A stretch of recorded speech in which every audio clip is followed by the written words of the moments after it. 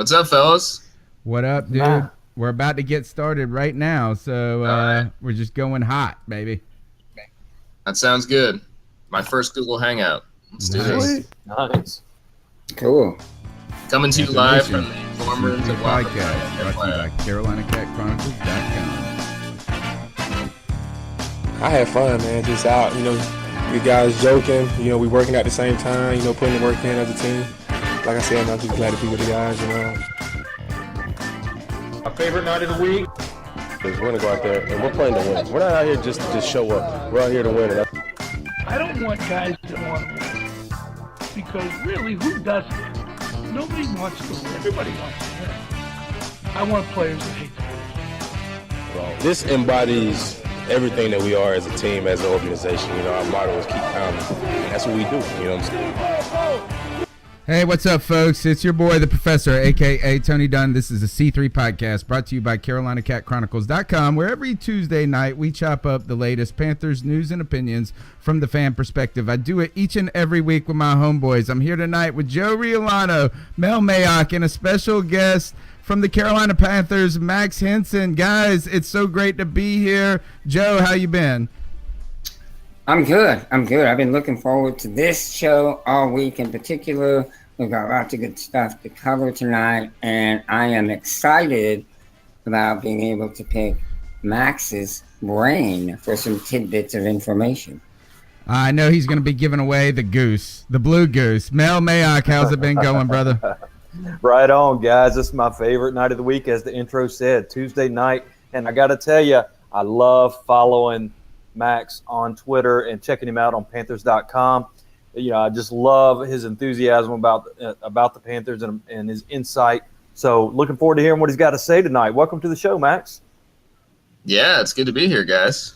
Right Fantastic. I know you, man, thanks so much for taking the time out of your busy schedule. I know this is like one of the busier moments of the year for you guys specifically because not only, is the season coming in, but this is the time where the local internal stuff is got to be at the height. You guys are leading the charge about all the news, about what's going on. You're trying to also play buffer to people like us in many ways. So thank you so much for taking the time to join the show. Tonight's episode is Training Camp Week 2, episode 16.26. We do this every week, 52 weeks a year. We've done it now, 5th season, guys.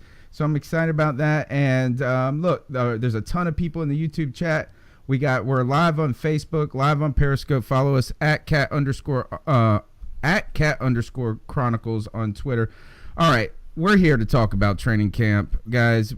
Look, it's hot, but not the hottest. Max, tell us, it's not the hottest it's been in Spartanburg, is it? No, it hasn't been bad at all. This is training camp number 6 for me, and so far it's been real moderate as far as the heat. Look, and that's easy for me to say. I'm not out there in pads and a helmet having to run around. I think you might hear something different if you talk to one of the players. It's pretty hot for them. But yeah, it hasn't been too bad. The weather is kind of checked out for us pretty well. So hopefully, fingers crossed, that continues. We've been there, and we've been into that. Spartanburg is like the armpit of hell, usually at this time of year. It is miserable. And I know, look, it was miserable here. I'm in eastern North Carolina, so it was miserable here last week, but we have gotten like a 5-degree break. And I know that doesn't sound a lot to a lot of people, but it is a ton. When you go from 99 to 90 or 10 degrees, that's a great thing. All right, just overall, what's your general impression going into Panthers camp? We come off a Super Bowl year. There's a lot of expectations. There's a letdown in all of those expectations, injuries and things. Kind of, I guess we're getting reoriented back to business, it seems like. At least that was Ron Rivera's message going into training camp. How do you feel about heading into your, like you said, 6th training camp? Yeah, I think there's definitely the 2015 season. I think still kind of lingers over this team in a lot of ways, and that's kind of the storyline behind this group is what happened 2 years ago as much as what happened last year. And if they're able to recapture really at times was like a dominant form. I mean, that offense was just such a monster to handle for defenses. And of course, the defense was at its peak, and they've almost tried to recreate what they had on defense with a lot of these veteran additions to kind of almost mimic what 2015 felt like, both on the field and in the locker room. So, yeah, I mean, I think right now you look at this roster and you see so many similarities, so many similar faces from a team that won the NFC Championship and came so close to winning it all. And I think this group very much feels like last year was, for a variety of reasons, one that just didn't work out, but they feel like this team is more than capable of contending again. And that's going to take a lot of work these next few weeks down in training camp and into the preseason to kind of fine-tune things. And obviously it all hinges on number one and how healthy he is and the way in which he performs. I mean, the number one reason they were so good in 15 was because they had the MVP playing for him. So if they get an MVP Cam Newton and they've still got those core pieces around him, there's a lot of confidence in this group that even if the outside world doesn't think much of them right now, much like they did in 15, they feel like they can surprise people and be one of those last few teams standing.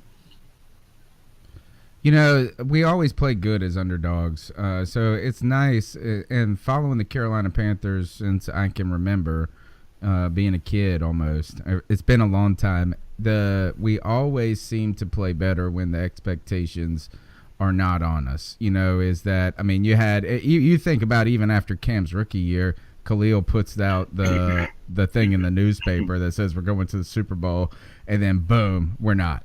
So, I mean, that's nice that maybe that attention is diverted to some other teams and some other faces. But there's also been a lot of changes in this organization since 2015 into 2016.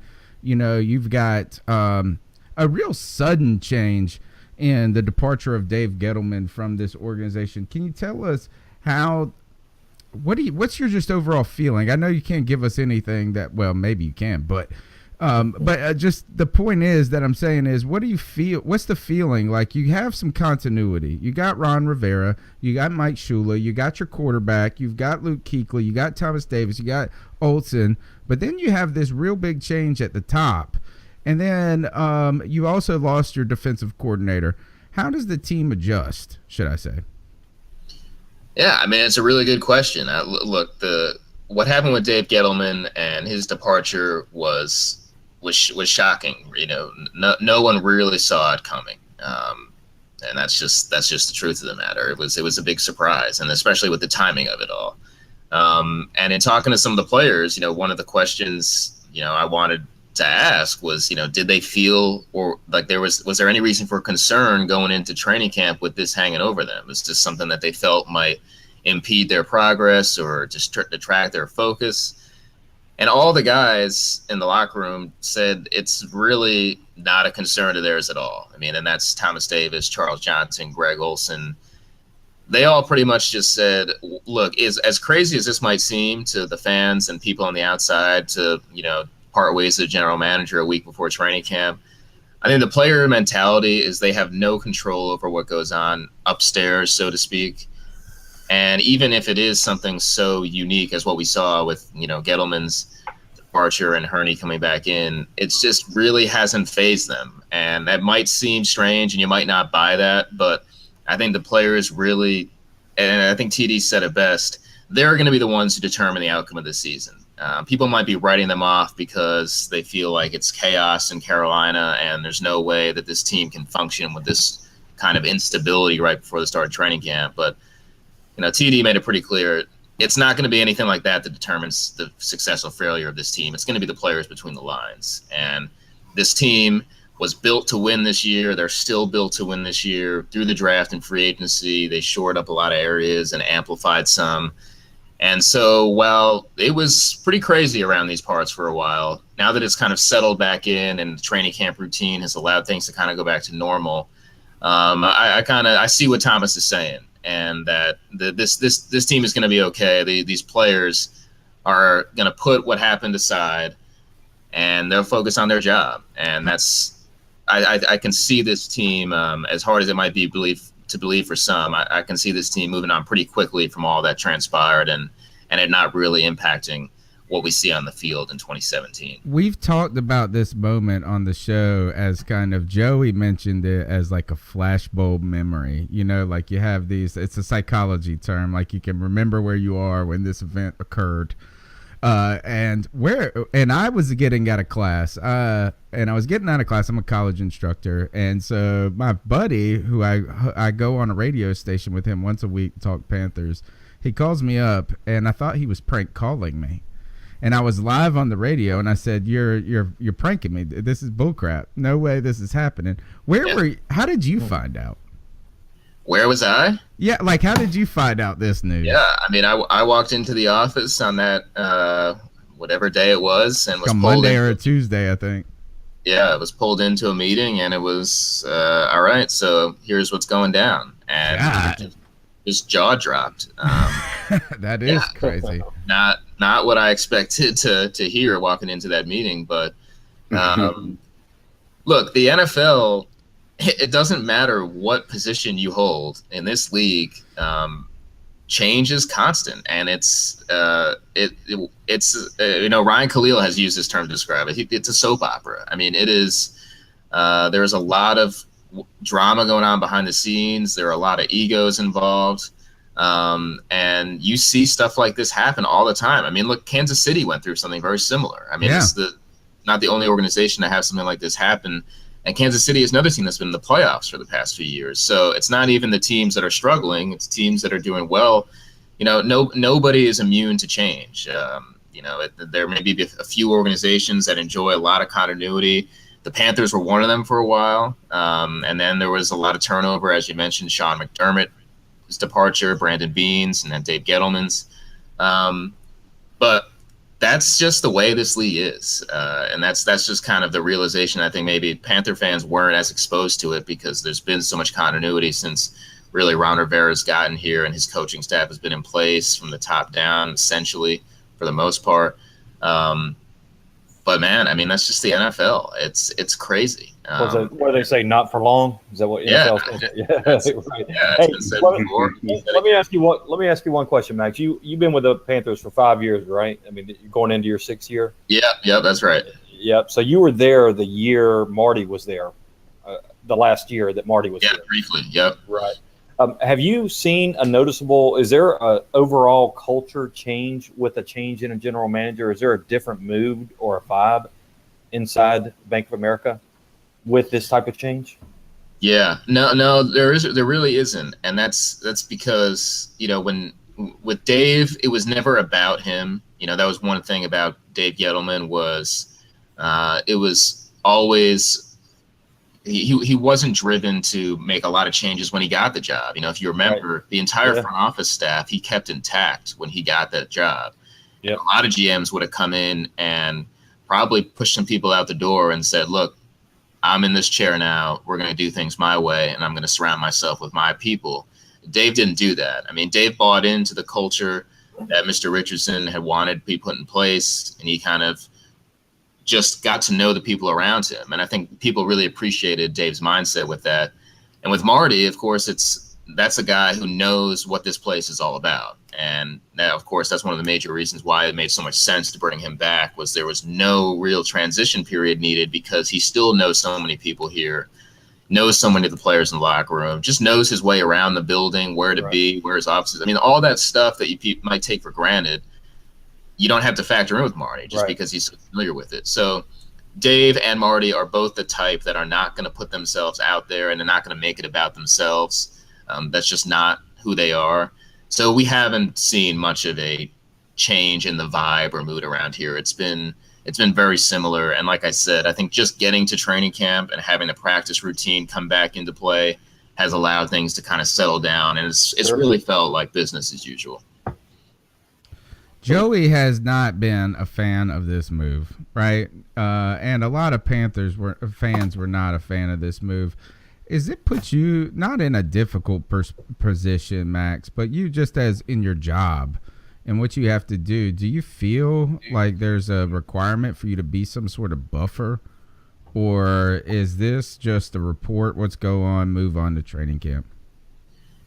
Yeah, I mean, I'm not sure I'd use the word buffer. I mean, really the way I see myself and our staff at Panthers.com, I mean, we just try to educate the fans the best we can and give them the best information we can. And that's really just the common thread between everything we do is we view ourselves as a pipeline from the team to the fan base. And when something like that happens, the fan base might be kind of going a little crazy a little bit, and that's not gonna. It doesn't impact the way we cover the event. I mean, we're gonna do like we always have. Is we're gonna get you the information we've got and try to give you the full context of what we know, and get you access that you can't get anywhere else. And so, for us, that's kind of you can't in this business. For us, I mean, you can't kind of ride the wave of ups and downs. I mean, regardless of what happens, because all of it is out of our control. Right. You cover it to the best of your ability. So when we heard about what was going on with Mr. Gettleman and we knew Mr. Herney was coming in, was get to work. All right, let's get to work. And yeah, let's talk to Marty and to the players and let's get that out to the fans. And because we know that's what everybody wants to know. Sure, every once in a while they want to hear what we have to say, but mainly they want to hear what do the players have to say about this? What does Coach Rivera have to say? And what's the thinking behind all this? And that's what we try to do is paint the picture for you. What a difficult position for, I mean, not for you, but like it's just a crazy start. I will say that. But let's move on to some other events. Last time we talked to you was 1 year ago after the draft, and you put out a fantastic piece on the War Room and going into the draft. Was there can you just give us a little bit about what you took away from that year into this year's draft? Was there a change in the need at the moment? What did you just feel, if you could highlight one thing? And I also have to ask you this: did we get bamboozled by the Bills? Yeah, the Bills thing was like really blown out of proportion. Don't tell me that. I'm an ECU grad and I love Zay Jones. But I love look, the Panthers like Zay Jones. I could tell you that. But going into that day two, the top wide receiver on their board was Curtis Samuel. So they got the guy they wanted. And as we know, Dave was always fond of saying, I trust my board. They spent a lot of time working on that, and they brought him in for a visit. Yeah, Samuel was the top guy, so that's that. Wow. And I know there was other talk about the offensive lineman, with the following pick that the Bills took, and I mean it made for an entertaining story. I get why people kind of wanted to connect the dots there, but I wouldn't read too much into any of the Bills conspiracy. And then to your first question, I mean, it was awesome. Look, that's my favorite thing I've ever done for Panthers.com is the War Room stories. It is. I was always a big draft geek, and to be in there and get to experience it is it's just really cool. And my goal is to just make fans feel like they're in the War Room with us, or with me as a spectator. So I love doing that. And like you said, 2 years ago when they drafted Vernon, it was totally different than when they drafted McCaffrey, because you're just at two completely different parts of round one. I mean, when they're drafting Vernon, I mean, they're waiting so long to the end of the first round. They have to let so many things have to happen in front of them. And it's just, you just kind of have to be patient at that point. This past year with McCaffrey number 8, I mean, as soon as we walk into the War Room to get this thing started, everybody's already kind of, the adrenaline is running because it's not going to be too long before you're on the clock. So that made it very exciting. And of course, the big names are involved. I mean, when the names being thrown out there were McCaffrey and Fournette and O.J. Howard, I mean, these were some of the best players in the draft. So that immediately kind of made it a little more exciting. Nothing against Vernon Butler, but a Louisiana Tech defensive tackle wasn't exactly getting the same kind of Q rating that McCaffrey was. Right. So to watch it unfold was fascinating. And they as I said in the story, they loved Christian. The way it worked out and fell, I think made everybody in that war room extremely happy. And it was really cool to, as soon as Dave Gettleman, made the call to say Christian's going to be the guy, to turn around and see Lance Taylor there with a big smile on his face, with Lance being his position coach at Stanford. I mean, it made for quite a scene. And yeah, and like I said, that was a guy they had targeted. It was no real secret. I think for a few weeks before the draft, it became pretty clear to people who cover the draft that Carolina was zeroing in on McCaffrey. And I mean, the secret may have been out, and it didn't matter. They got their guy. There was. I Go ahead, I would Jeff. like to ask, in the war room, you were there for the last two drafts. So picking number 8 versus picking number 29 or whatever we were, is there a palpable difference in the tension or the pressure? Yeah, no doubt. I mean, look, the tension is going to rise no matter where you're picking. When you're about 5 picks away is kind of when the doors close, the room fills with the coaching staff, and okay, it's go time here. And all that kind of side chatter and everybody, just kind of having their own conversations, that all immediately quiets, and you can't hear anything in that room but the sound of chairs squeaking. I mean, it gets intense. So that's no matter where you are in the draft, when you're getting close to that pick, that's going to happen. But of course, last year, picking where they were in the top 10, it was the whole day, even the hours leading up to the draft. They knew they were going to get a potential perennial All-Pro. I mean, when you're drafting in that range, look, at number 9, they took Luke Kuechly. So they knew at number 8, they had a chance to get a really, really special player. So the excitement and buildup for all of that was palpable. I mean, you could feel it walking into that room on draft night, that this was going to be an exciting night, and hopefully for the Panthers, they were going to walk away from it feeling like it was one that maybe could really change kind of the direction of the franchise. We've been gushing over Christian McCaffrey. The fan base has been just going crazy of him. The hype is at an all-time high of since Cam Newton type high.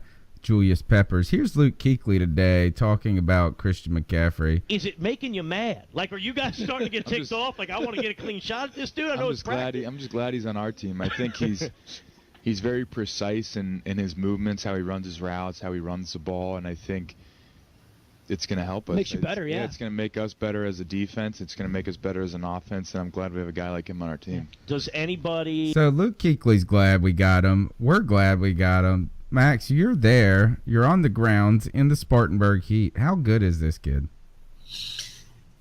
Well, Are we going crazy? Are we going too crazy? Yeah. Hey, now look, this time of year, you're going to hear from almost every training camp how great this guy and that guy looks, right? I mean, that's kind of just how it goes. This is the time of year where everybody looks improved. Everybody looks fantastic. This guy's Super Bowl's on the horizon. Everybody's undefeated. Yeah, it's the season of optimism, right? So it's something to keep in mind.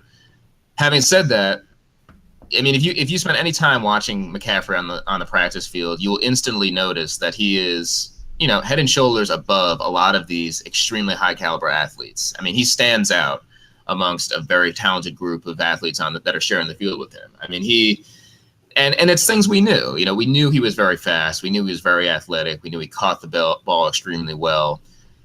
All of that stuff we expected to see. But when you watch him for a few practices in a row, you start to get a sense for his instincts and the kind of natural feel. And you've heard a number of players talk about it if you've been following the press conferences at camp. He's got these moves on top of moves, and he'll set guys up in a way that you really don't see guys do too often. I mean, he just has this innate ability to read what's going to happen in front of him, and it's almost like a guy who's playing chess while other people are playing checkers. He kind of just knows and has this an innate feel for taking advantage of that athleticism, because there are a lot of guys who have measurables like him and have speed like him and can in a track meet setting can perform really well, but obviously not all of those players translate to successful NFL players. So there's something else you need, and I think that's what Christian has. He has that something else that you can't really define. It's a kind of an intangible element to his game. So that is what has gotten me most excited about him. And I think when you hear guys from Luke Kuechly to Greg Olsen saying the same thing, I mean, he handles himself like a pro. Coming from an NFL family, he was so prepared for this. He's been preparing for this his whole life. Mm-hmm. So you've got a smart kid who knew exactly what he was getting himself into. And so, yeah, I think the expectations are sky high, and I think he's capable of meeting them. I'm fascinated to see what happens when he goes up against a defense that can tackle him. And we'll see. Honestly, at some of these practices, I'm not sure if the defense was allowed to tackle, it would make much of a difference because he leaves guys in the dust. And, Greg Olsen said it today. These guys are trying to tag him, because they can't bring him to the ground. And occasionally those tags you might not even consider them tags. They're a little far to say they've tagged him. They're trying to grab his flag.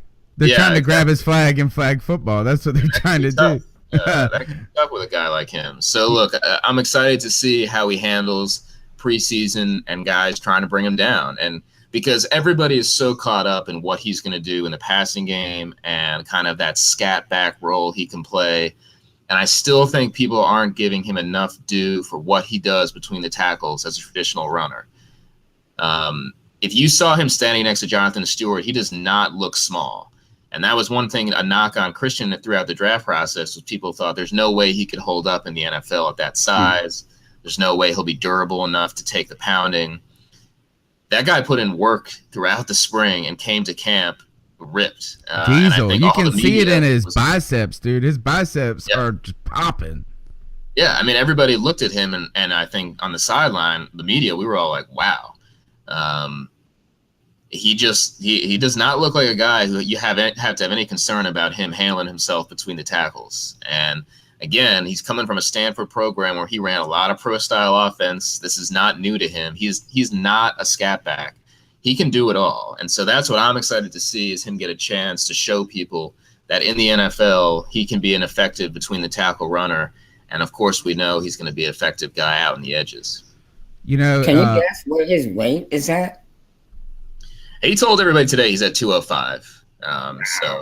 Yeah, he can do that. He can do it. It seems to me, hearing what you talk about, there's a sort of a leap in speed when you go from college to the pros. Everything's happening at a much more accelerated rate. And that's where I think guys have a hard time adjusting. They can't catch up to the speed of the NFL quickly. Eventually, after a year or so, they kind of get into they've caught up. But I think Christian McCaffrey is coming into the league ready for what the league is going to bring as far as speed goes. Blocks are going to happen quicker. He's going to see defensive guys moving, into their defensive positions quicker, and he's going to be able to adjust faster to counter their moves.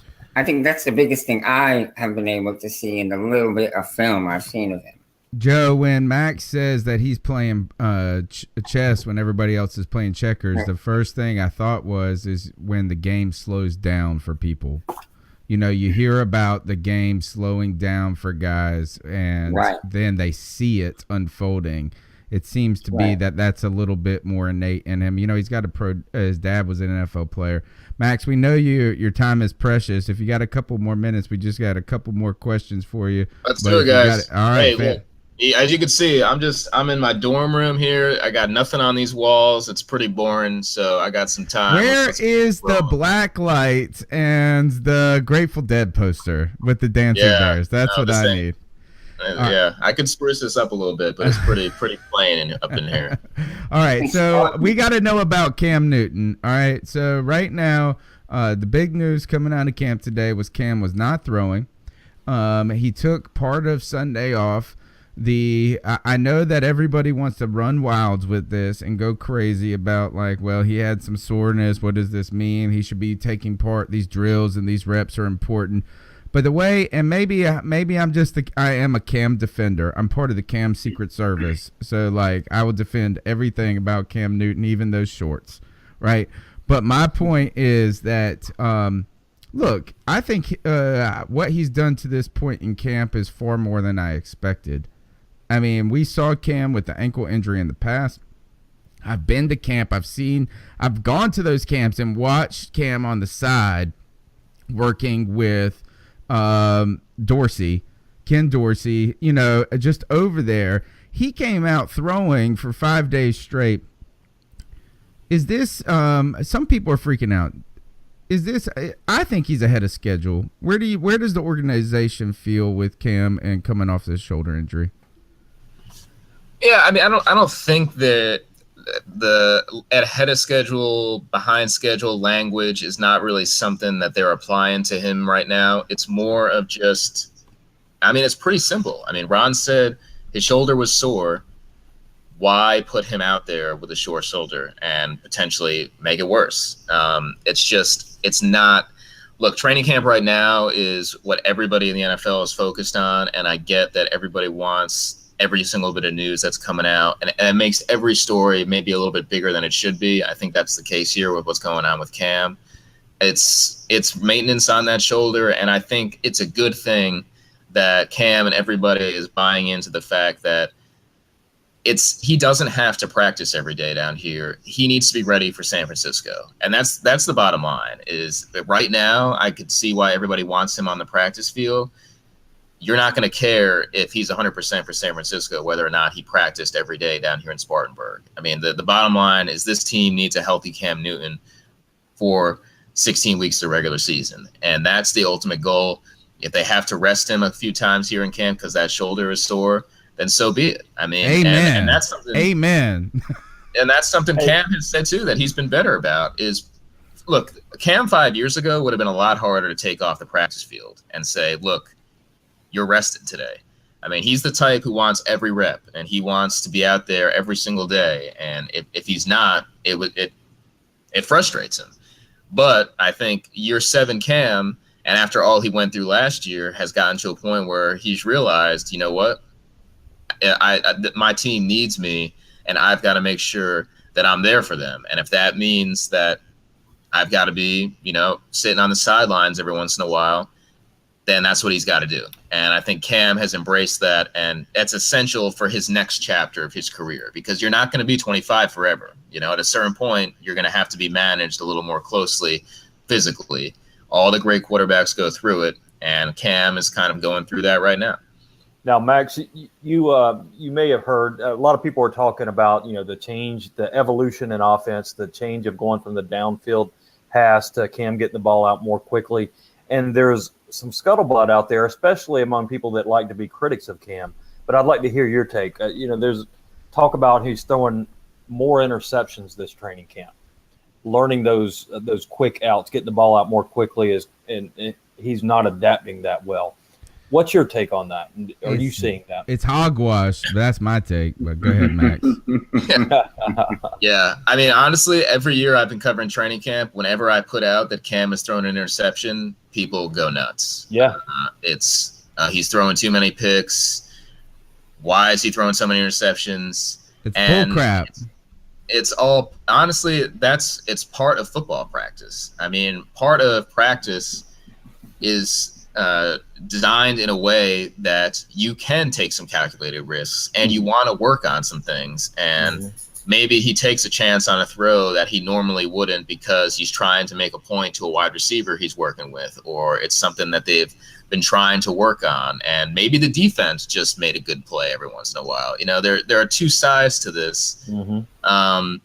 So, I mean, for me, interceptions at camp always get blown completely out of proportion. And as, Mike Shula said to us after the kickoff party when James Bradbury picked off one of Cam's passes, I mean, the defense knew Cam wasn't going to be throwing the ball more than about 10 or 15 yards. So they had a bit of a jump already. They knew that they didn't have to worry about something going too far behind them, so it allowed them to get a bit of an extra step going forward to jump a route. So all these things factor into whether or not an interception is thrown or not thrown during practice. To me, it hasn't been any abnormally large amount from Cam. It's the same as always is. The defense gets their share. The offense gets theirs. We haven't seen as many maybe deep balls thrown as we typically have from Cam during camp. That's something the coaching staff has been aware of and has said, They're just not going to overextend that arm. He's proved they know it. how strong it is. He's proved he can throw the deep ball with crazy accuracy. Right. We don't got to practice that part. Right. What we need to do is put him in a bubble. Yeah.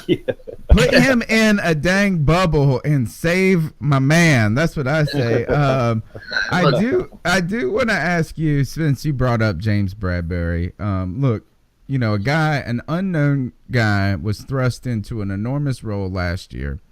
Him and Worley as well. Right now, I've been working on, because I do a little writing myself, I've been working on a story that James Bradbury is the most important piece of the Panthers defense. And what my argument to this is that I'm making a correlation to what Michael Orr was last year for the Panthers offense. You don't have to be the best player to be the most important. I feel like James Bradbury, we've seen him progress. We're seeing him like step into this role where you've got Mike Adams saying this guy is a quiet assassin. He is doing all the right things. He's saying all the right things. He's just smart. He's physical. He's all this. But without him, there's some real questions. And so how do you feel that James Bradbury is stepping into his second year as a player? And maybe, am I on to something here with him being important? Yeah, I mean, look, I think James is on track to be one of the better corners in this league. He's got all the tools, and he's got the demeanor, and look, he showed it. Everybody loves Pro Football Focus. If you follow any of their stuff, they were extremely high on him all year, had him as the top graded rookie corner. So the future is very bright, and I think to your point, what can increase the value of a player is what's behind him. And behind him and Darryl Worley is not much NFL experience at all. So and they have none. I mean, not none, but very little. Yeah, look, and this is something I talked to Dave Gettleman about, before his departure when we were kind of wrapping up things in the spring, was the fact that you're not going to have tremendous depth everywhere. The NFL, there are not enough players for every team to be deep at every position group. Right. So right now, and for every team across the league, you're going to have spots in your roster where you're going to have to count on youth. And for the Panthers right now, behind Bradbury and Worley on the outside, they're going to be counting on some youth, and they're going to hope that those guys can develop quickly. And that's just the reality of this league. You're not going to have Pro Bowl depth everywhere. Well, speaking of that youth, any word on Corn Elder? He's somebody I was very high on in the draft, but you hear he's got a compression fracture in his knee. What's the prognosis there? Yeah, it's a week-to-week deal for Corn, and it is obviously not a great start for him at camp. These are important practices for rookies to kind of get the system down and get comfortable. So it's unfortunate. He had a pretty good start, and I thought he was doing pretty well in spring, and that all kind of got derailed here with the camp injury. So obviously, look, for him, he's got to get back as quickly as he can because time is of the essence for a rookie, and he needs those reps and to be out there. So that's the kind of thing where you can't rush it. He's got to heal up and hopefully get back out there as soon as he can. But look, like you mentioned James before, and I think Darryl Worley, you have to group in there too. I mean, those two, to me, this defense will go as far as those two corners take them, in my opinion. I agree. Because this front seven. The other guys we know. We know the other guys. We know who Julius Peppers is. KK. We know we have the best linebackers in the whole league. It's just what happens after that. Really, you know what you're going to get from the safety spot too. I mean, Mike Adams has been doing this a long time, and he's fit in great. I think he's going to be a perfect pair for a guy like Kurt Coleman. Those two are real savvy veterans back there, and I think that's going to be a really underrated safety tandem. As you said, this front seven and the front line in particular is deep. It's talented. The linebackers are the best in the league. So now the question for an opposing offense that's going to face this defense is, can these corners hold up? And teams are going to test them still. I mean, they tested them last year as rookies. They're going to test them again. They're going to give them some quick game. And it's going to be up to those guys, in my opinion, if they play well and if they take a huge step, this defense is going to take a big step with them. They got to stay healthy. They got to. I mean, that's it. The NFL is predicated. It's all based on health in so many ways. You're talking about the defense and these linebackers. One of the things is this: Shaq Thompson, former first-round pick. You've got Thomas Davis. You've got Luke Kuechly. I'm pretty sure Thomas Davis played 100% of the snaps last year. I don't think he missed anything. He seems to be getting better as he gets old. Well, no, I guess you could see him plateauing slightly. But my point is that, like, how we've heard Ron Rivera say that Shaq Thompson cannot be a part-time player. He's too talented to just be a part-time player. My question is this: how do you actually do it?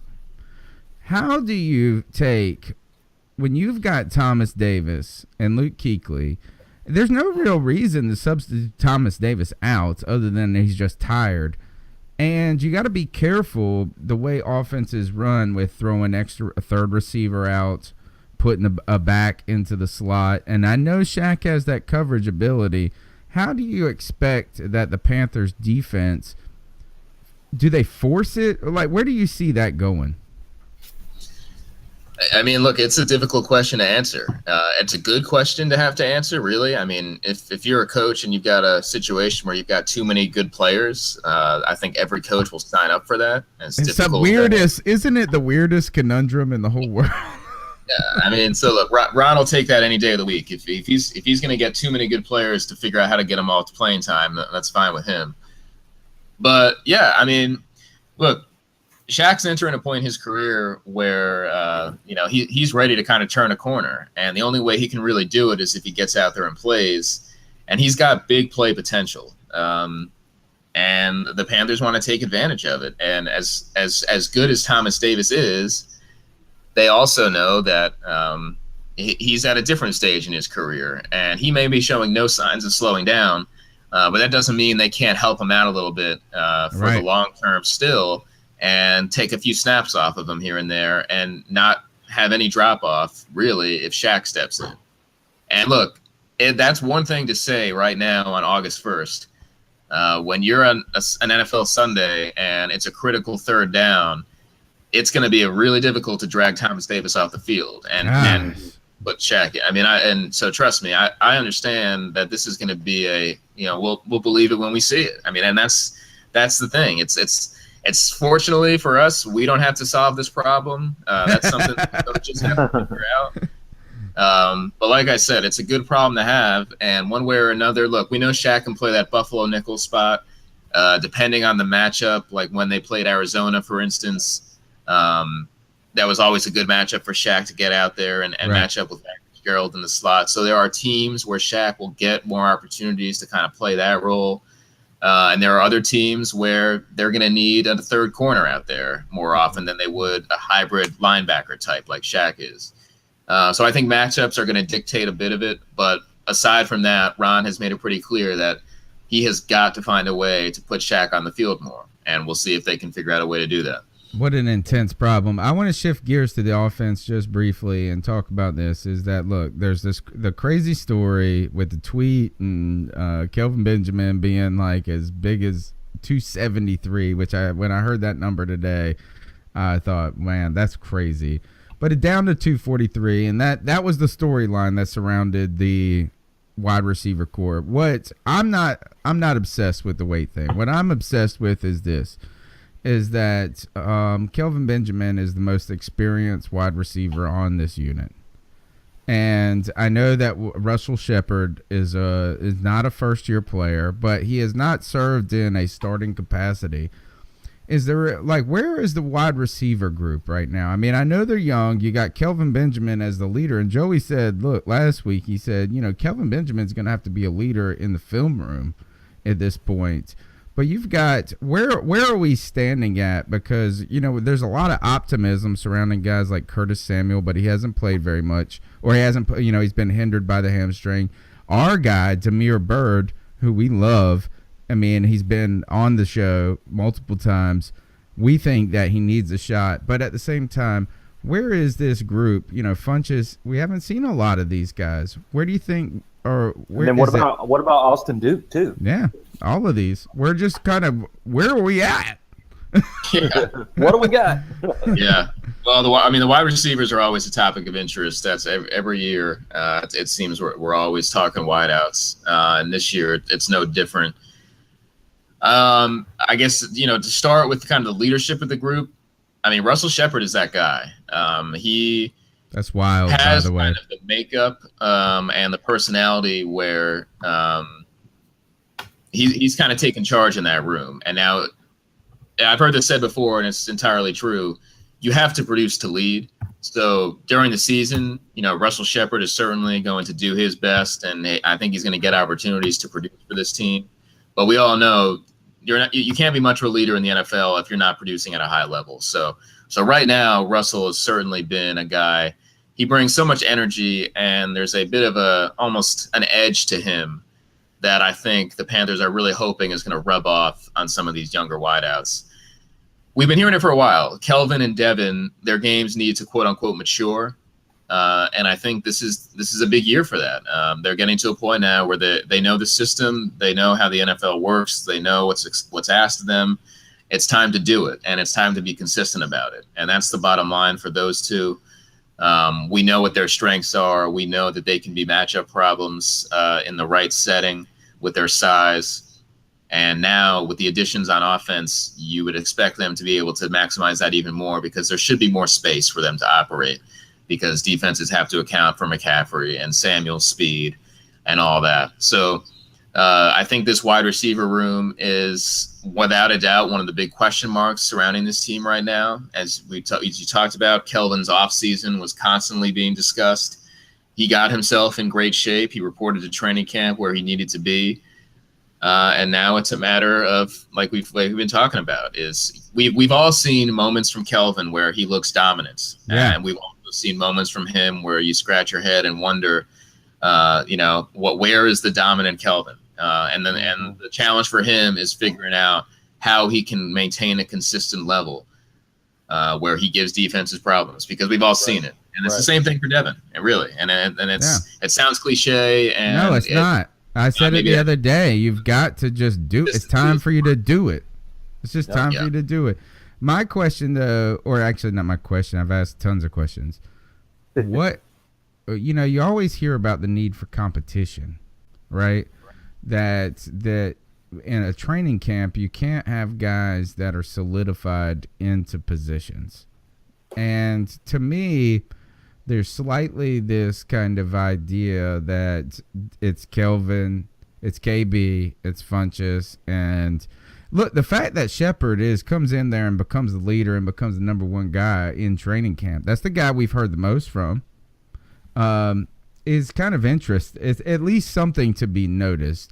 So and again, not number one wide receiver in terms of targets or role, but as a kind of the guy setting the tone for the room. And the guy we tweet about.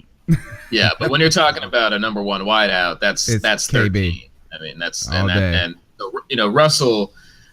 Russell can lead in his role very much like Jericho Cotchery did. Cotchery was a guy who had a big presence on this team, didn't do it in an outspoken way like maybe Russell Shepard will, but he was a guy who was a number 3, number 2 receiver at time, playing out of the slot. And I think that's kind of what you'll see from Russell, and is that type of role, a guy who can work between the hash marks and can make some tough catches and can be a bit of an energizer for not just, the wide receivers, but in the entire offense. And that's kind of what I'm getting to with Russell Shepard. But when you're talking about the number one wideout on this team, that's Kelvin Benjamin for sure. What is that? The X? Guys, is that what it is? Right. Yes. Yeah. You can call him the X. Yeah. Where are we at with Matt Kalil? We heard today he had a groin, something with a groin. We've heard Ron Rivera talk about the humidity and the heat. We don't buy in. Well, all right. So it's hot in Spartanburg. We get that. But we know that there's something going on where I don't think it's necessarily a big deal, but he signed the big contract. He's come in there to protect Cam. Where is that? Is the coaching staff just being careful, you think? Yeah, I wouldn't be too overly concerned right now. Ron made a good point that I think people do forget about Matt, is that he's coming off of a season-ending injury, and it doesn't really matter, what that injury was. That does take some time to then reacclimate to playing again. And I think that's the thing with Matt. I thought he had a really good start to training camp. Put out a couple video clips, what have you, of some drills. And Matt was doing a darn good job in some of those one-on-one settings. So yeah, I mean, it's disappointing to see that he's been unable to practice recently. But Ron Rivera doesn't sound too concerned. I'm not too concerned. I think, again, like a lot of these guys who are playing critical roles, you want to be careful with them this time of year. I mean, really, as much as training camp is about getting ready for the season and preparing, it's also one of the main goals is coming out of it healthy. I mean, right? Yeah. Protect these dudes. So you have to that's a juggling act for coaches and training staffs. It's valuable work, but it's also, you do not want to come out of training camp with a bunch of guys on IR that were going to be key contributors. You want to give yourself a chance to go to battle with those guys. So again, it may be alarming to some fans out there when guys don't practice, but to me, it's all about week one, and they'll get the work in they need, and as long as they're healthy coming out of this thing, that's honestly one of the main objectives. All right, I got so many people in the YouTube comment section right here asking questions. And by the way, these are guys that show up every week to this show. Cody Lackney says, can we please ask about Curtis Samuel? We all want to know, look, we're all excited about this kid. We watched him. We saw the visits coming. We saw him getting visits. And then I said, watch for this guy. Then he gets drafted. He's going to be amazing. The hype is all-time crazy. He's so fast. He's so versatile. And then you get dinged with a hamstring injury. But for me, what's also concerning, too, is that everybody has been going crazy about what the potential of him is. But, man, it's really hard for a college player to adjust to the NFL. Missing these reps is surprisingly important, even though it looks like they're doing nothing out there. I still don't get that, how they go out there. This is my thing, Max. When I watch training camp, it's like they run this route and they're like, all right, move on to the next thing. And I'm like, you guys haven't even practiced it yet. Like, I mean, like, if any of us had to do it, that's how much of pros they are. Just do it once. That was practice. But how much is missing this time? How hard is that for somebody? Like, where is he at? Where's Curtis Samuel at, and how does he overcome this? Yeah, I mean, look, I can't tell you exactly where the hamstring's at. I'm not privy to kind of the appointments and checkups, but this is not ideal by any means. Especially for rookies, you want them out there. It's important, as you said, for them to get this experience and get these reps. So it's not ideal. This is not how anybody wanted, Curtis Samuel's rookie year to start. Now, they haven't said that. Hamstrings, we know, can be tricky, and especially with a guy whose game is predicated on speed, you got to be careful with it. And they don't want to push it to a point where he suffers a setback. And now, well, it's one thing to be missing some time here in training camp. You don't want it to be a point where now maybe the start of the season is in jeopardy. Right. So you have to manage it the best you can. And I think right now where they are with Curtis Samuel is they're going to be careful with it. And I don't fault them for it. Again, for me, speed guys and hamstrings, I mean, it's got to, one of the most important parts. Yeah. I mean, it's got to be 100% for them to feel like they can go out there and do their job. If there's a little twinge in there, it really hampers their effectiveness to do what he's counted on to do, and that's stretch the field. So, look, he's going to be an important part of this offense. I think one way or another, if he doesn't get as much time in training camp as he would have liked, he'll be able to be a factor. There's a role he can play. Just honestly, just his presence on the field, much like Ted Ginn's, does something to a defense that this offense needs. I mean, you need to strike fear in a secondary when they know that number 10 has the potential to run right by him. I mean, that's valuable just to give the other guys around him some more space to work with, because we know the speed that's there for a guy who runs a 4.3, 4.40 or whatever it is. Do you think Damiere Byrd can be that guy? Because I think he can. Yeah, that's Damiere. There's an opportunity right now for Damiere, no doubt. Ted Ginn played that role and played it really well. Right. Obviously had his moments where he frustrated fans with drops, but he also stone hands. That's what I call him. He also made some of the biggest plays for this team the past couple years, and he was the deep threat and who he opened up a lot for everybody else on that offense. They needed that when he left. So Curtis Samuel comes in, and of course that's the guy you kind of plug in. But Damiere Byrd is also capable of doing that. We know how fast Damiere is, and he seems like he's been on the cusp for a while. And it's just been difficult to push through. We saw him get that one first career game action in the season finale last year. So obviously the coaches think highly of him. They want to give him a shot. But it's tough. But we know how difficult and cutthroat it is in this league. And look, we know his speed is an asset. It's always going to be an asset for him. And I think he just needs to continue to have a good camp. And maybe if it's injury or what have you, ahead of him, it opens the door for him to potentially be that guy to inject that speed element. The cruddy thing for Byrd, and is that sometimes we talked about this earlier, is it doesn't always have to do with you. Is that I was on a hiring committee and somebody who was really good didn't get the job. And, you said, it's not what you did. It's what the other person did. And, and that's the problem that Byrd had last year. And hopefully we can see him work through. The other question that we had was is that what's up with Cameron Artis-Payne? He gets 4 yards of carry. He can't get a hat on Sundays. Why? What is going on there? Why do you think this is? Like, is it just the other needs on the roster? Or what is going on? Yeah, it's always tough, those final decisions, who's going to dress and who's going to be inactive on game days. And a lot of it really comes down to special teams value and what you can provide. Because and if you're in Coach Rivera's shoes, you have to anticipate an injury. And how are you going to cope with one if it happens during a game? And if you don't experience injury, you want those guys to be able to play special teams for you. You don't want them sitting dressed in uniform, not doing anything.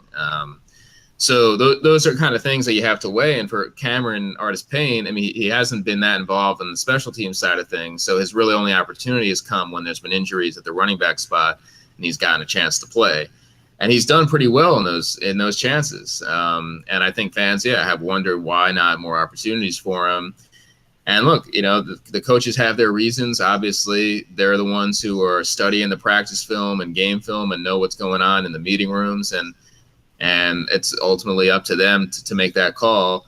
Of course, for Cameron Artis-Payne this year, it didn't get any easier when they drafted Christian McCaffrey. No, zero. Or for Fozzie. It didn't get easier for anybody. So look, the competition, obviously, for a spot at running back on this team is a challenge when you know that McCaffrey and Stewart are that dynamic duo, and a lot is kind of be built around that skill set. But you need depth. Of course, you're going to need depth at that spot going into any season, and I think that's obviously Artis-Payne's focus right now, is proven that he belongs to be on this team, to stay a member of this team, and to be that guy who can be counted on if needed. All right, final question, and we've held you all night long. We got to know this, is that Starr is coming off a shoulder injury. We signed KK to this big deal that should have been done a year earlier. But the real question is this: if you get in on the Panther message boards, it's not about Starr, it's not about KK, it's this: that Butler is a 3 technique. He is not a 1 technique, and this and that. And I am not of that opinion. I feel like I'm always getting lynched on the dang message boards for saying this: is that there's nothing that's wrong with Butler playing the 1. The nose, he's bigger than Starr. My question is this: is where is Starr at? And we saw Butler and KK in the first day of practice. Am I the only crazy person in saying that that's not absurd for Butler to take that role on if necessary? Yeah, I think Vernon Butler's got a big year in store. The Panthers are very high on him. I think Eric Washington knows that he's got something there that they can tap into. there aren't many people on this earth who are that big who can move. Giant. He's giant. Yeah, so I don't care whatever you want to call him. If you want whatever technique you want to say, you put him on the line of scrimmage and you tell him go get the quarterback. And or to stop that guy. You got the longest arms. You look like dang Inspector Gadget out there. Yeah, I mean, so look, you can never have too many talented pass rushers or disruptive players on your defensive line. This team is lucky to have the group that they do. I think the trio of KK Starr and Vernon Butler can be something special. Last year was unfortunate for Vernon. I mean, he just wasn't healthy. And again, for a kid coming from Louisiana Tech, he needed some time, and it just never happened for him. And it never really kind of got on track. This year, I fully expect him to be a big piece of this defense's success. And look, Starr, it's pretty clear what you're going to get from Starr at this point in his career. I mean, that guy is a load to deal with up front. He's not going to put up big sack numbers. He's not. I mean, although we did see him have 3 sacks in one game against Arizona, it was like, whoa, where does this come from? Right. But he is going to eat up a ton of space, eat up blockers, and he's going to allow those linebackers to run free. And you need a guy like that. And especially next to him in KK, who is about as good a pass rushing D tackle as there is in this league, maybe next to Aaron Donald. You've got an interior rush that is essential in today's NFL. So that D tackle spot and Vernon Butler, I know everybody's talking about McCaffrey and Cam and the corners, but without a doubt, this guy was picked in the first round for a reason. He's got a lot of tools to work with, and that size you can't teach. I think if he stays healthy, people are going to see why Vernon Butler went in that first round. High ankle sprains for guys that weigh 320 pounds are not easy. Let's just go ahead and put it that way. Like, they ain't easy for anybody. All right, Max, what do you guys, I mean, obviously practice all week. What are you going to be working on other than decorating that dorm room? Yeah, I could use some work. Man, honestly, these days down here in training camp, it's just you're getting through the day. Every day is a whole new news cycle. You get out to the practice field and you don't know what's going to happen. We know everybody loves the training camp observations. So myself and Brian Strickland have been rotating those observations pieces, giving you everything we can from our sideline vantage point of what we're hearing and what we're seeing. We got guys coming into the podium for press conferences, and it's just then we do it all over again the next day. And so this is the busiest time of the year for us. Our site is constantly being updated and refreshed with new content. Our photographer, Melissa Melvin Rodriguez, does such a phenomenal job. I mean, if you're a Panther fan, you're not clicking through our photo gallery every day from practice. You're not doing it right. She's got some great contents. And like I said, I mean, we try to give you stuff you can't get anywhere else. So our cameras, where they go and where we go on the practice field, get you stuff nobody else can. And yeah, man, it's the sights and sounds, everything that's going on here. And we just try to stay cool, try to avoid too bad a sunburn, and stay somewhat hydrated to get us through to the next day. Bro, Panthers.com is my homepage, man. That's what I like to hear. I mean, seriously, that's what we do. We go straight there every morning. That's what we do. So that's Max Henson, folks, with the Carolina Panthers. Max, thanks so much for coming on the show tonight and spending so much time. Get some rest, and we'll be checking your Twitter account first thing in the morning. All righty. I know you will. See you guys. Max. Appreciate it, buddy. Take care. Mel, what a fantastic night tonight. We talked all night. We kept him up till 10 o'clock. Mel could barely look. Mel's got the toothpicks in his eyes because his old ass can't do it. That's true. That's true. Right. I'm about an hour past my bedtime, but that's all right. A couple of last things to talk about, I guess. What are you feeling like after all this? You know, I have a lot of optimism about this team, and what he said just gave me more. You know, during the draft process, I loved Christian McCaffrey, and he was my pick. And he's turning out to be the real deal. My only trepidation with this team is, as he said, you can't have depth everywhere.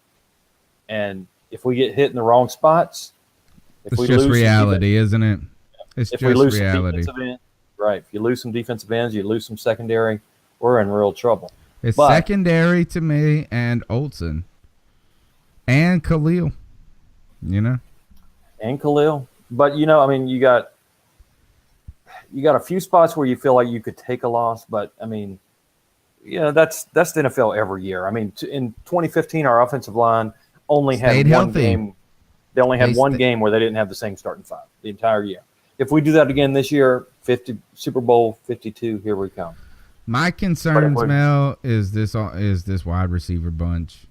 Concerned. And I'm not concerned as in I think that Kelvin Benjamin, I'm not saying I am not down on him.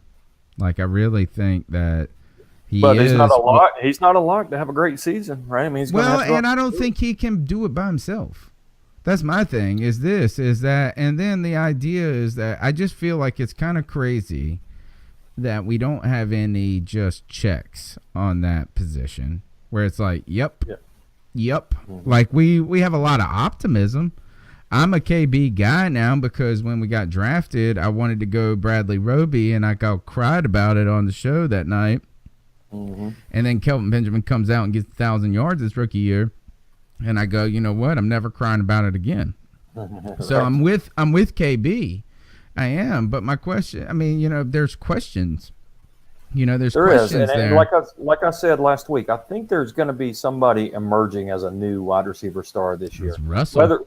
Crazy. Whether it's Shepard or maybe it is Curtis Samuel. Maybe he comes out and is the next big thing. I don't know, but I don't think it's going to be KB and Funchess as the two wide receivers of the future. Come on, Damiere Byrd, baby. Let's go, Byrd. All right. I'm trying to think of anything else oozing out of the Panthers training camp. You got McCaffrey, who has just been amazing.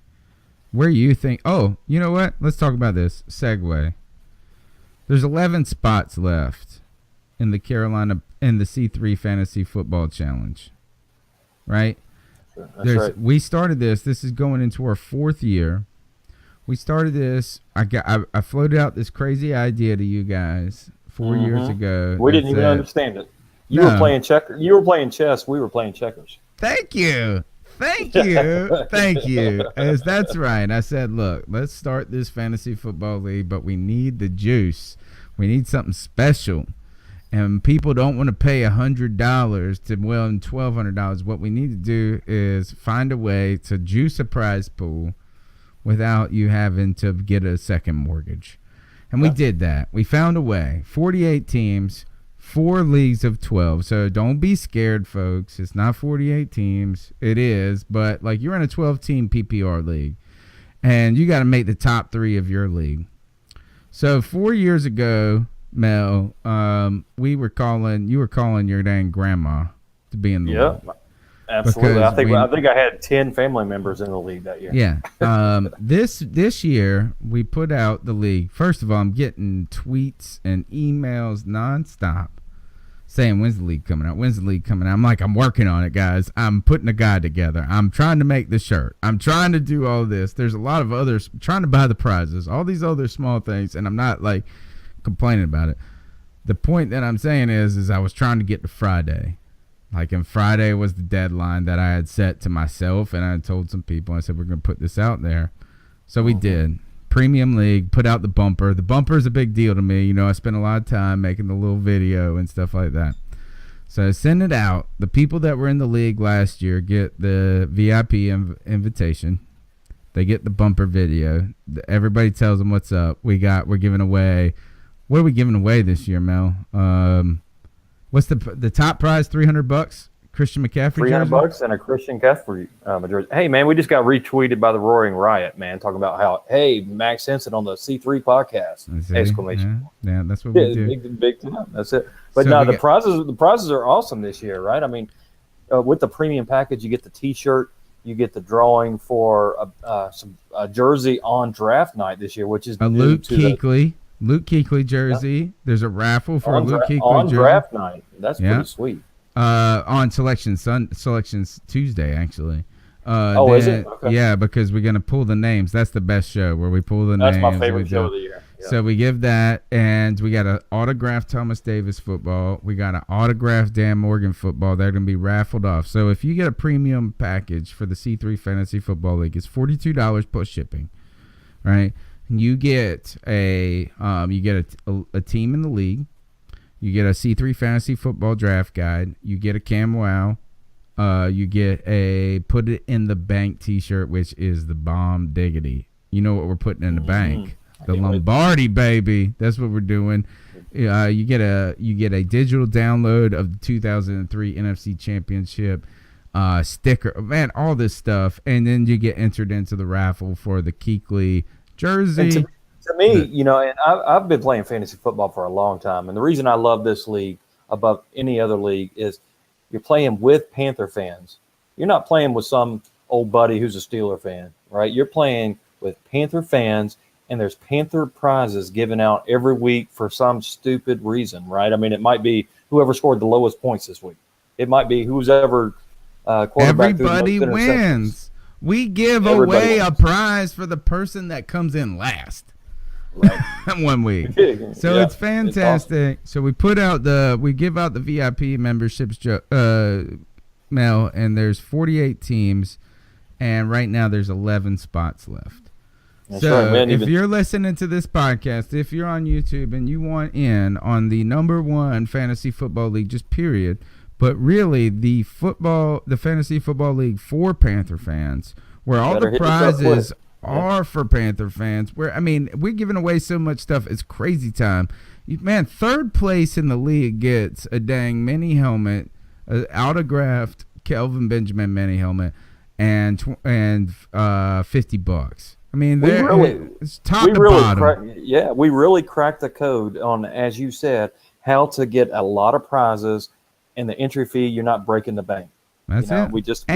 For a targeted group of Panther fans. So it's amazing. So if you want to do that, you go to CarolinaCatChronicles.com. You go to the C3 Fantasy Football tab, and you join, and you better get that premium membership or else you're just missing out. There's only 11 spots left. So I'm telling you, the people in the YouTube chat probably going to grab about 8 of them in the next 5 minutes. So you best want to get on it.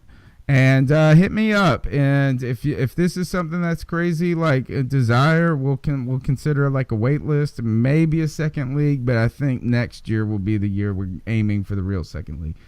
Other than that, Mel, next week football starts 1 week from today. 1 week from tomorrow night, I'll be sitting in my seats for the first time. Dude, I can't wait. All right. A week from next Wednesday, I will be there. But, hey, we got to bring the ice up segment, and then we'll get out of here. Let's do it. All right. Well, I usually drop the let me see. You drop Hold on. I got it. I got the Right on. All right. Hit him up. What All you right. got, Well, man? hey, this one, man, this really got to me when I heard about this story. I mean, the what's the ultimate prize in the NFL? It's not even the Super Bowl, is it? The ultimate prize is the Hall of Fame.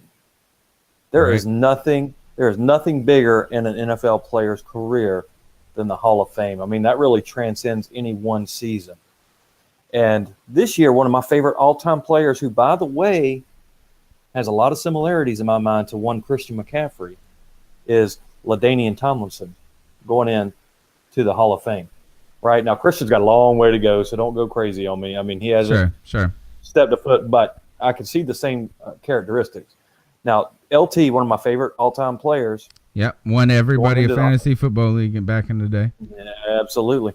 So his two of his close boys on the team, Phillip Rivers and Antonio Gates, both want to go to the Hall of Fame and be there to support their buddy during the whole process.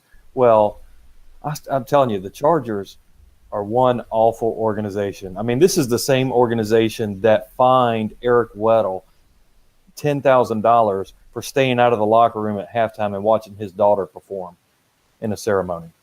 They fined him $10,000 for that. But this organization, they have known since February that LT was going to be in the Hall of Fame. So, and they knew exactly when that ceremony was going to be. They end up scheduling a scrimmage not only on the same day as the Hall of Fame induction ceremony, but at the same exact time, 4:30 Pacific time, 7:30 Eastern time, at the exact same time. So now Charger fans, you think they're going to watch a scrimmage or they're going to watch LT go into the Hall of Fame? No, I mean, you talk about just boneheaded stupid. Duh. I mean, practice. We're talking about practice. We're talking about practice. Yeah, I mean, it's almost vindictive. I mean, it's weird, but the Chargers have told Phillip Rivers and Antonio Gates that they're not to go, that they are expected to be at practice as opposed to going. Like Larry Fitzgerald went for Kurt Warner's induction. Same scenario, missed training camp, flew out there on the owner's private jet, then back. So the Chargers are saying, the Chargers are saying, no, that you need to be here. And Antonio Gates says, sorry, I'm going anyway. So they're going to end up fining him $10,000, $20,000 for going to the Hall of Fame and supporting their buddy LT. I mean, that's just ridiculous. And for one, screwed up organization. And there's a lot of reasons I'm frustrated with the Chargers. I mean, my wife's favorite team is the Chargers, and they've let great player after great player go. They fired a 14-2 coach. Right. Yeah. And I mean, so I'll make this short and sweet. LA Chargers, ice up, son. Yeah, no doubt. Ice up. All right, here's mine. Let me see. Hold on.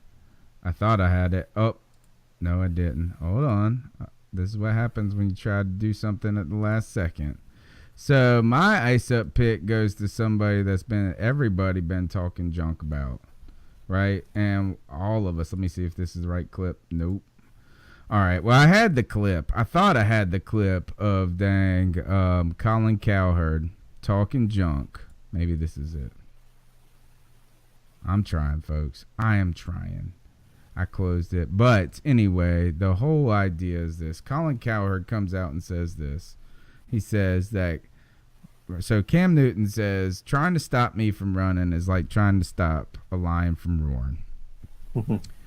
And you know what? Is that nobody's trying to stop Cam from running. They're just trying not to make him. Let me just inform Mr. Colin Cowherd of what's going on in Carolina. Oh, Colin. We're not trying to stop Cam from running. We're trying to make a team where the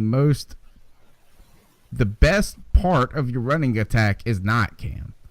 Right. Like, that's not the only part of the running attack. Anyway, he comes out and says this. Is Cam Newton is fighting against the coaching staff who's trying to protect him, and that overall that this is a lazy way of playing quarterback. It's the easy, lazy way of playing quarterback.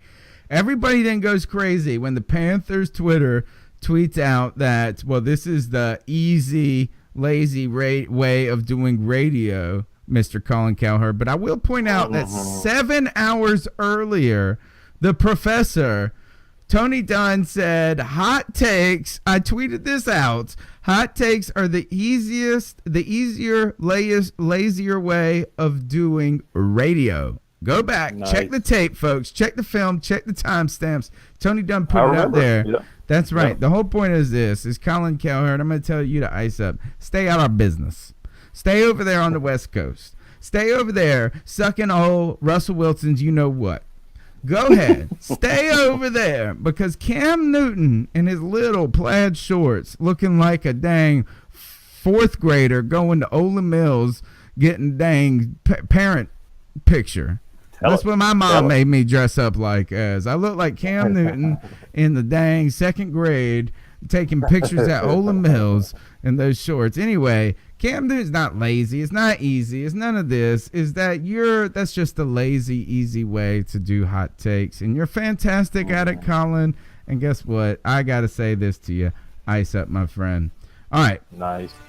That's the C3 podcast, brought to you by Carolina Cat Chronicles, where every Tuesday night we chop up the latest Panthers news and opinions from the fan perspective. My name's Tony Dunn. You can follow me at @cat_chronicles. Mel, tell them where they can follow you. Catch me at Panthers Drafter. Catch me anytime. And hey, Draft Tech coming out with their next mock draft coming out on Thursday. All right. Go to CarolinaCatChronicles.com. If you're interested in the Fantasy Football Challenge, go to the C3 Fantasy Football Challenge on the website. Sign up for that premium package. If you miss it this year, we'll try to open up 2. If you can't get in this year, get that Put It in the Bank t-shirt, because guess what? We're trying to bring the Lombardi to Bank of America. Put it in the bank. Max Henson put it in the bank tonight on the C3 podcast. What a great show, man. Fantastic. So much to talk about. I still want to keep going, but I guess we'll just have to wait till next week. This is the C3 podcast. We'll see you next Tuesday. Good night, y'all.